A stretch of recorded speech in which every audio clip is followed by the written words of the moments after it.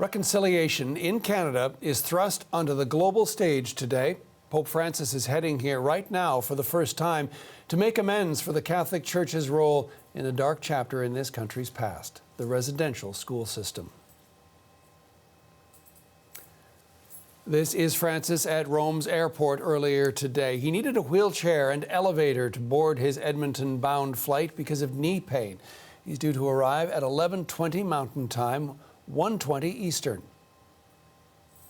Shortly before taking off, Francis tweeted out about his trip, saying, quote, "Dear brothers and sisters of Canada, I come along among you to meet the Indigenous peoples. I hope, with God's grace, with my penitential pilgrimage, I might contribute to the journey of reconciliation already undertaken.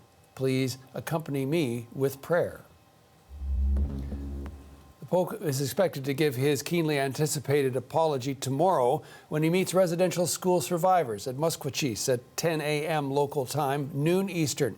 Later, he'll gather with parishioners from Edmonton's Sacred Heart Church of the First Peoples. The CBC's Megan Williams is traveling with Francis, and she filed this report from Rome's airport just ahead of his departure.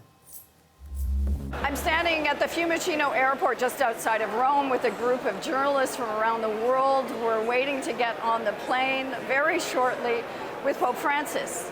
The plane that will take him to Edmonton, which is his first stop in his 6-day historic visit to Canada. And it's historic not just because it's the first time the Pope will ever have visited the country, but also because it's what he calls a penitential pilgrimage. This is a trip almost exclusively focused on trying to repair the damage that was done to the Indigenous communities across Canada in residential schools. 60% of those schools were run by the Catholic Church. Canadian bishops issued an apology for the role of the Catholic Church in those schools last fall. And more recently, the Pope issued an apology for some of the members of the Catholic Church who abused children in those schools. Now, expectations are high in Canada for more apologies and directly to Indigenous communities in Canada.